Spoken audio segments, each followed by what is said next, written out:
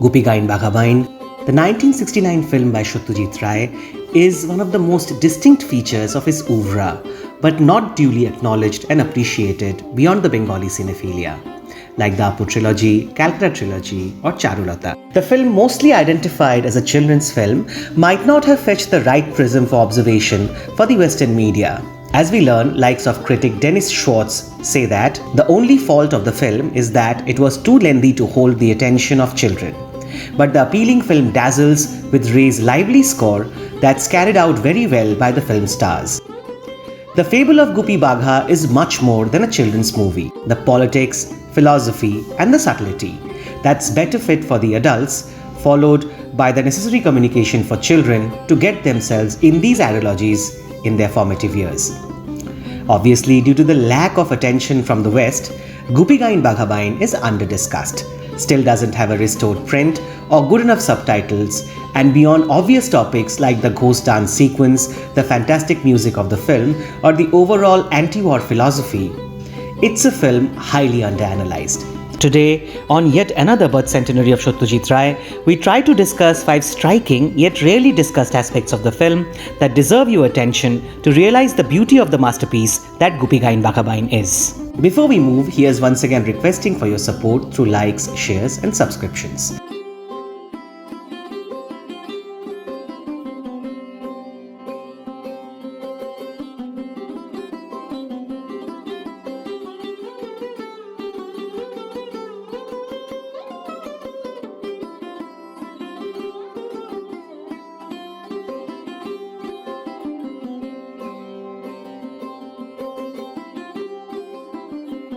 The caste and class politics. The very first scene and the first dialogue of the film is a commentary on the caste politics of native Bengal. Gupi carries his newly acquired Tanpura and shows off to a farmer working in his field. Gupi is innocent inside, but his upbringing in a world of caste politics and social hierarchy thereby makes him feel that the Tanpura has elevated his status in the village. You are a farmer and I am the refined musician, which implies that for a farmer to be also a musician is unheard, uncalled in rural Bengal's social hierarchy. And that's what exactly happens to Gupi as he's tricked by the village elders to be driven out of the village. Yes, his voice and sense of music isn't one to be appreciated at that time, but is he harassed and tricked by the village old men only for that? Maybe not. It's the Brahmins punishing Gupi for overstepping the social hierarchy, for engaging in a vocation supposedly not accessible to the peasant class.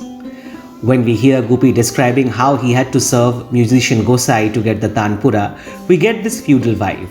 I বললাম যে খুড়ো আমরা গরিব মুদি পয়সা কোথায় পাবো বলো তা বললেন কাজ করে দে হ্যাঁ কি কাজ বলো তা বললে তামুক সেজে দে ডালা বলে পা টিপে দে তো ডালা হ্যাঁ তা বলে যে পাঁচকো থেকে জল তুলে দে তো ডালা তা বলে ভাড়ার ঘরে ইঁদুর ঢুকেছে মেরে দে তার ডালা দিয়ে দিলে আগে হ্যাঁ নিজেরা তো একেবারে কান টান মলে টলে না দিয়ে দিলেন দেখুন না এখনো না টান টান করতেছে.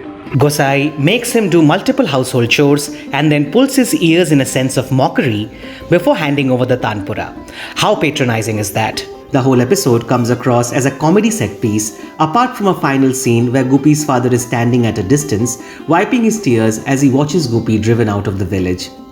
The social hierarchy comes back in the most interesting way during the ghost dance sequences as we watch different groups of ghosts who kind of represent the social strata dancing in groups. We also watch the Brahmins and landlords in the same group, and then at the end of the dance sequence, when all 4 groups are shown together, we watch that group in the bottom of the table.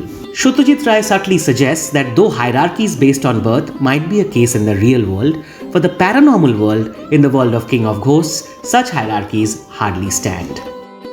The set design that differentiates Halla and Shundi. This one is more obvious to the eyes. If you watch the courtroom of Halla, the darkness of the atmosphere comes across. The passage is narrow, the windows hardly let you look outside and get sunlight in. You find animal heads or stuffed skin that depicts violence and killings. In contrast, come to the courtroom of Shundi. No, wait. You know what? When the camera talks about Shundi, unlike Halla, it doesn't take you at the palace first. It takes you to the rich fields of Shundi, to its people, and the market where Hindus and Muslims live together in harmony, and there's a vibe of music around. Satyajit Ray beautifully suggests that a happy country is depicted by its people first, and then comes the government, the king who is to serve the people. And then the bright courtroom, distinctly wide, that instantly gives you a positive vibe.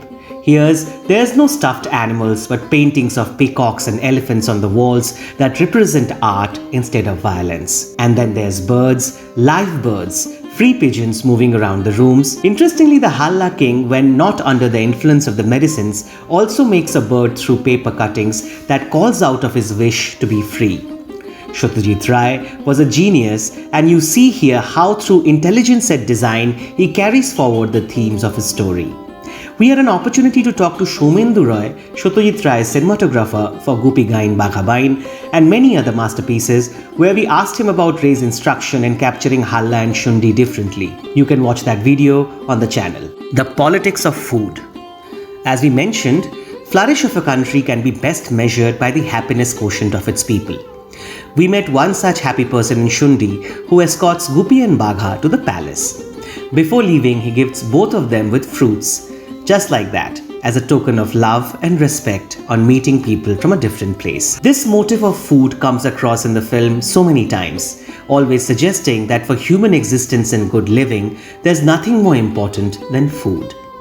Guess what? In Upendra Kishore's original text, Gupi and Bagha ask for the boon on musical expertise as the first one from the King of Ghosts. Satyajit Ray, in his subtle politics, makes them ask for food at any time of need as the first coveted boon.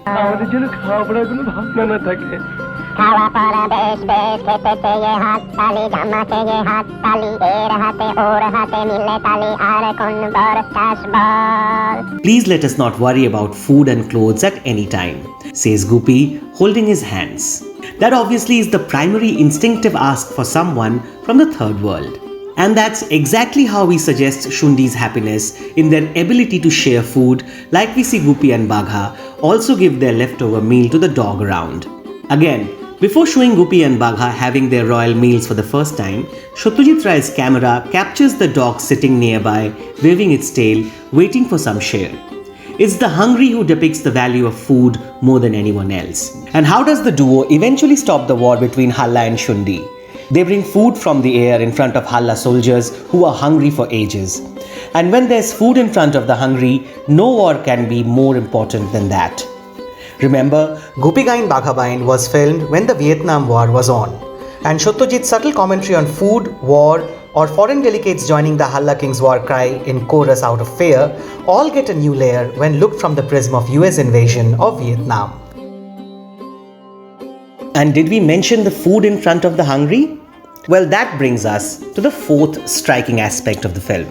The cameo by Nripati Chattopadhyay. What an actor! And how criminally underrated, or rather forgotten in our cinema history. Nripati is the guard of the prison where Gupi and Bagha are put by the Halla minister. We see him following the duo with his eyes, suggesting how their heads would be chopped off, and taunting with his gestures as the minister admonishes them. That itself is a mighty act bereft of dialogues through body language alone. And then comes the classic part that makes it one of the best cameos of all time. His urge and craving for the great food Gupi and Bagha are having. Just look at that man behave. It is beyond explanation.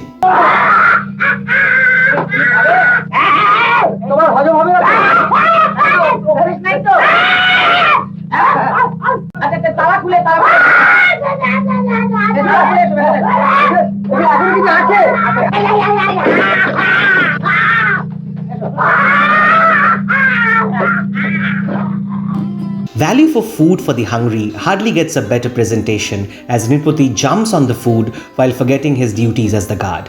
He doesn't even know what to eat and where to start as he tries to swallow everything together in fear that the food might be snatched away anytime soon. The Politics of Food at its Best by Satyajit the Genius. The politics of music. The most interesting one in a film that is musical. Watch this scene where Gupi and Bagha look at a veteran on his way to Shundi musical festival. He practices his rags as the pillion carriers struggle to take him on their shoulders. The class politics that merges with music again. a man lost in his own world of art, in oblivion of how few men of his own country are gasping for breath to carry him and his art on their shoulders. Well, if that's not a representation of India, we don't know what is. And here also, Satyajit Ray comments on how art for the sake of art might well be out of reach for the common man. Whether the commentary holds good is a different discussion, but look how he uses his art to suggest his point. This is also in line of how Gupi Bagha asked for food ahead of arts in their boons, as Satyajit represents his country, his state in his cinema. Look at the discomfort among the distinguished musicians when Gupi and Bagha sit among them in their unsophisticated selves before they win them over with their music. The song that Satyajit builds up to.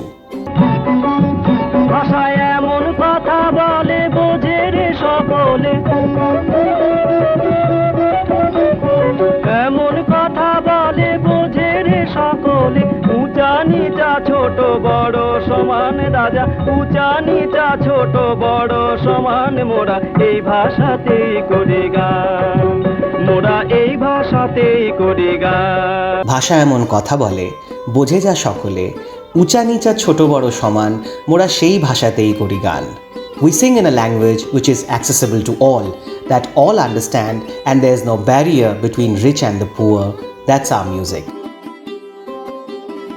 Have you noticed that Gupi Bagha might be the only superheroes who never get down to violence to serve their cause? They never return to their village to seek revenge for themselves from all those who humiliated them. They do not ask for power in their boons, but for food, clothing, art, and passion for travel. They influence revolution but do not instigate violence. They represent Gandhi and the common men of the country. And that is why even if Soumitra Chatterjee, Ray's regular hero, was extremely keen on playing Gupi, Satyajit Ray denied as he might look too chiseled for the part. Maharaja, tomare selam. What else can we say?